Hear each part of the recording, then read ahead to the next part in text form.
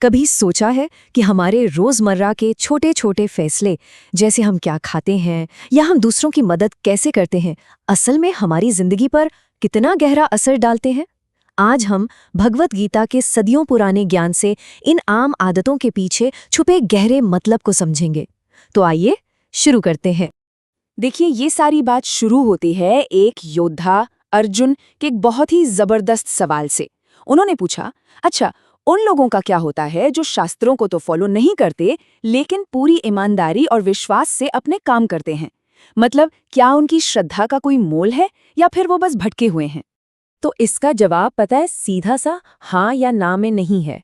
गीता इसके लिए एक 3 हिस्सों वाला फ्रेमवर्क देती है, एक तरह का ब्लूप्रिंट जो हमारे अंदर की प्रकृति को समझने में मदद करता है। गीता कहती है कि हमारा विश्वास यूं ही नहीं होता, बल्कि ये हमारी चेतना की गहराई को दिखाता है। तो इस फ्रेमवर्क का आधार है 3 गुण। इन्हें आप 3 ऐसी फंडामेंटल एनर्जी समझ सकते हैं जो हमारी हर सोच, हर काम और हर विश्वास को गाइड करती हैं। चलिए अब जरा इन्हें थोड़ा और करीब से देखते हैं। तो आखिर वे गुण हैं क्या चीज? सिंपल भाषा में कहें तो ये 3 तरह की एनर्जी हैं। एक है पवित्रता यानी सत्व, दूसरी है जुनून यानी रजस, और तीसरी है जड़ता यानी तमस। और दिलचस्प बात यह है कि हम सबके अंदर ये तीनों मौजूद हैं, लेकिन हमेशा एक गुण बाकी 2 पर हावी लेता है और वही हमारी जिंदगी की दिशा तय करता है। यहाँ तीनों में फर्क बिल्कुल साफ है। सत्व यानी पवित्रता, ये सद्भाव और शांति लाता है, इससे एकदम स्थिर और शुद्ध विश्वास पैदा होता है। फिर आता है रजस यानी जुनून, ये बेचैनी से जुड़ा है, इससे जो विश्वास बनता है वो इच्छा आधारित होता है, मतलब कुछ पाने की चाहत में। और आखिर में तमस यानी जड़ता, ये भ्रम लाता है और हमें गलत बल्कि नुकसानदायक विश्वासों की तरफ ले जाता है। तो सीधे शब्दों में कहे तो हमारा विश्वास वैसा ही होगा जैसा हमारे अंदर का प्रमुख गुण होगा। अच्छा, ये सब तो हो गई थ्योरी, सही है, लेकिन ये हमारी रोज की जिंदगी में, प्रैक्टिकल लाइफ में कैसे लागू होता है? आइए अब इसको आम जिंदगी के उदाहरणों से समझते हैं। तो सबसे पहले अपनी प्लेट में रखे खाने के बारे में सोचिए। गीता के मुताबिक जो हम खाते हैं वो हमारी अंदर की स्थिति का एक बहुत बड़ा इंडिकेटर है। ये सिर्फ पोषण की बात नहीं है, जो हम खा रहे हैं उसका सीधा असर हमारे मन और चेतना पर पड़ता है। देखिए, सात्विक भोजन जैसे ताजे फल और सब्जियां, ये स्वास्थ्य और मन की शांति को बढ़ाते हैं। फिर आता है राजसिक भोजन, बहुत ज्यादा तीखा, नमकीन या गरम खाना, ये बेचैनी और तनाव पैदा करता है। और आखिर में है तामसिक भोजन, जैसे बासी या बेस्वाद खाना, ये सुस्ती और भ्रम लाता है। तो अगली बार जब खाने बैठें तो 1 सेकंड के लिए सोचिए कि ये खाना आपके मन पर क्या असर डाल रहा है। तो अब खाने से आगे बढ़ते हैं और सोचते हैं कि हम देते कैसे हैं, मतलब दान। यहाँ भी सिर्फ दे देना काफी नहीं है, असल में कैसे दिया जा रहा है ये बहुत मायने रखता है। दान का असली मूल्य उसकी नीयत में है। जो सात्विक दान है वो एक कर्तव्य समझकर बिना किसी उम्मीद के सही समय और सही व्यक्ति को दिया जाता है।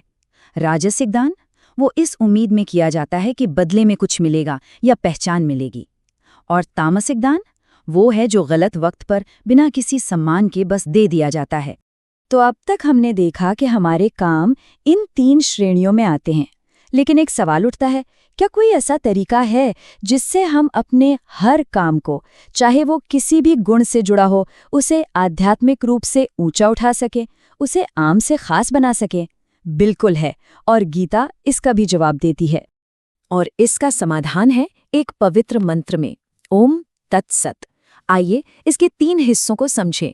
पहला है ओम, ये ब्रह्मांड की आवाज है, हर पवित्र काम की शुरुआत। फिर है तत्, जिसका मतलब है वह, जो परम निराकार वास्तविकता की तरफ इशारा करता है। और आखिर में है सत, जिसका मतलब है सत्य, जो अच्छाई और हर शुभ काम का प्रतीक है। ये तीनों मिलकर हमारे कामों को एक बहुत ही गहरा आध्यात्मिक अर्थ देते हैं। तो संक्षेप में ओम तत्सत क्या करता है? ये हमारे कर्मों में एक पवित्र इरादा और एक आध्यात्मिक संबंध जोड़ देता है। ये एक रिमाइंडर है कि हमारे सारे काम आखिर में उस परम सत्य के साथ जुड़े होने चाहिए।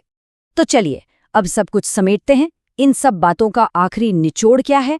हमने गुणों को समझा, खाने और दान के उदाहरण देखे, अब इन सब को जोड़कर देखते हैं कि ये हमारी जिंदगी के लिए क्या मायने रखता है। देखिए, यहाँ सबसे जरूरी बात यह है, ये एक बिल्कुल सीधी और शक्तिशाली श्रृंखला है। जो हमारे विश्वास होते हैं वही हमारे कर्मों को आकार देते हैं, फिर हमारे कर्म हमारे मन को ढालते हैं, और आखिर में हमारा मन ही हमारी नियति तय करता है। इसका मतलब साफ है, हमारे रोज के छोटे छोटे चुनाव ही हमारी जिंदगी की पूरी कहानी लिख रहे होते हैं। तो आखिर में ये एक सवाल हम सबके लिए है। हमारी रोज की आदतें, हमारा खाना, हमारा देने का तरीका, हमारा विश्वास, ये सब मिलकर कौन सी कहानी सुना रहे हैं? क्या ये पवित्रता और सद्भाव की कहानी है, या जुनून और बेचैनी की, या फिर भ्रम और जड़ता की? ये यकीनन सोचने वाली बात है।